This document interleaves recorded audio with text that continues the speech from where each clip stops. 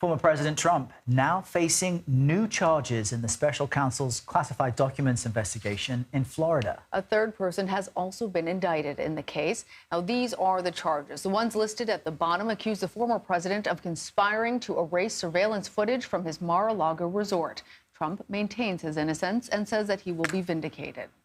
This is harassment. This is election interference. I'm protected by the Presidential Records Act. CBS News congressional correspondent Scott MacFarlane joins us now. Scott, what more are we learning about these charges and what the president had to say about being protected by the Presidential Records Act? This case in Florida just got bigger in several different ways. Not only is there a new third defendant in this case, Carlos de Oliveira, a Mar-a-Lago maintenance worker, but there are new charges and some new provocative accusations. Let's start with the accusations. In this superseding indictment, the special counsel Jack Smith accuses de Oliveira, Walt Nauta, another Trump aide, and Trump himself of trying to destroy evidence of an effort to delete surveillance footage from Mar-a-Lago, potentially footage that showed the movement of boxes and potentially the movement of classified records. This is a case about the mishandling of classified records. This is a noteworthy development that this has been added to the charges. According to the superseding indictment, there's also a conversation, if not a meeting, in New Jersey, in Bedminster in 2021, in which the former president allegedly exposed a record or a military document about military or defense information about Iran. Add that to the nearly 36 federal charges that were already part of the initial indictment, and this case just changed. There are some complications that come with it. When you add a new defendant and you add new charges, you definitely give defense attorneys some type of license, some type of argument to try to delay proceedings, potentially push back that May 2024 trial date. It's unclear how quickly those challenges will come, but we do know this.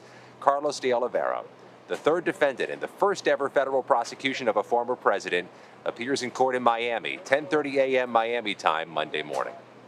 It's really eye-opening, Scott. Thanks for spelling that out for us. And I think it might be helpful for our viewers as well to understand what's being alleged here, what President Trump is claimed to have done as it relates to this individual. He's at Mar-a-Lago. There were these boxes. We've seen images of them. There appears to be recordings of the instructions Trump is giving. Just help us understand the connection between this gentleman and the former president.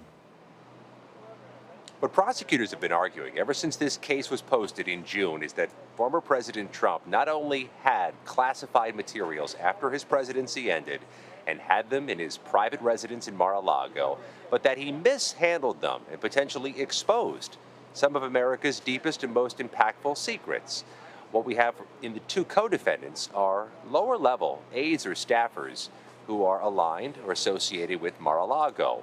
Walt Nauta, who was charged at the same time as former President Trump in this case, Trump's personal valet, worked at Mar-a-Lago when Trump was at Mar-a-Lago. He's previously been arraigned. He's already pleaded not guilty. Carlos de Oliveira is a Mar-a-Lago staffer more than an aide of the former president's. He's been a maintenance worker there for some years.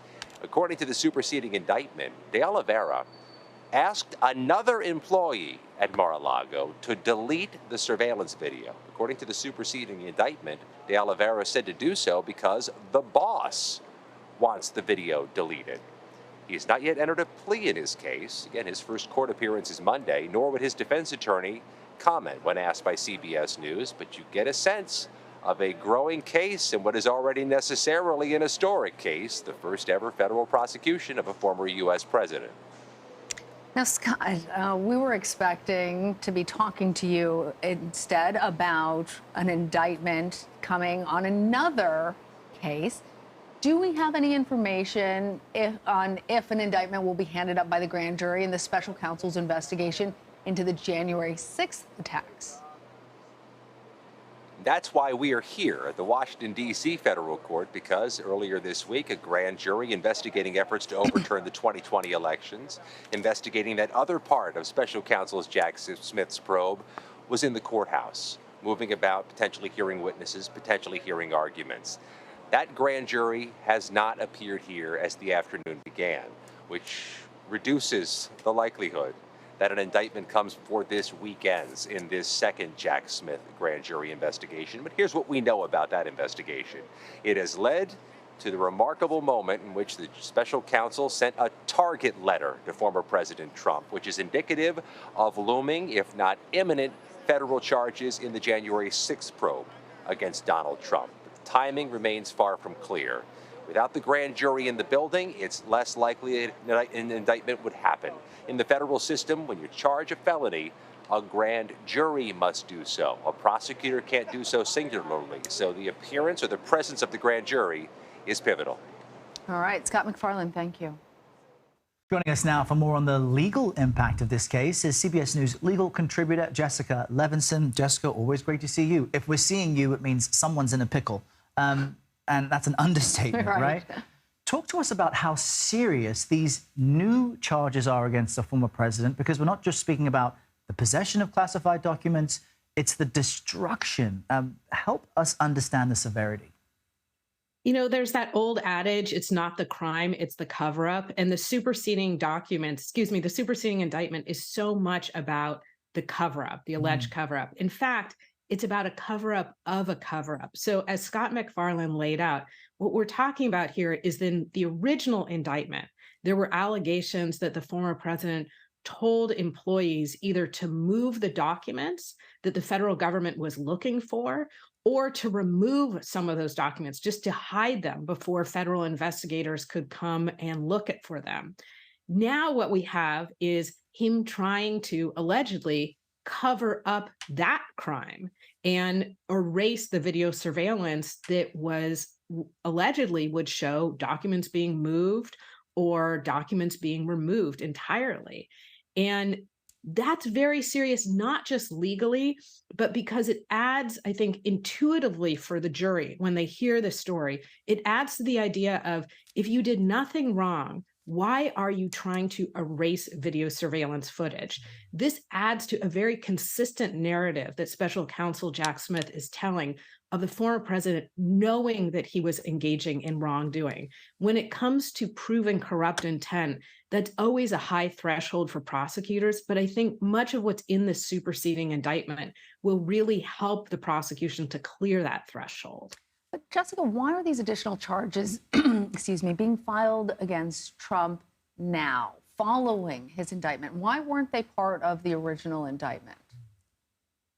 It's a great question. So as these investigations continue, it's not strange to see a superseding indictment either in a federal case or in a state case. Now, we should pause for a minute and say everything about this case is unique. Everything about this case is historic. But the idea that federal prosecutors would continue to interview witnesses and would find potentially that those witnesses are not cooperating and therefore that they should be charged, which I think might be the case here with the new defendant, then you could add on not just an additional defendant, but additional charges. For people who are watching at home, what we had, of course, is that original indictment. And then sometimes prosecutors, in continuing to investigate, continuing to talk to other people who were allegedly involved in the crimes here, will find that those people just simply won't give them information. And therefore, they'll say, okay, well, then you will be charged. And I think that's probably what we saw here. Yeah, and of course, President Trump says he's protected. He did nothing wrong. The Presidential Records Act shields him, but there are deep questions about if that really is the case. Jessica Levinson, thank you so much for walking us through these latest developments. Thank you.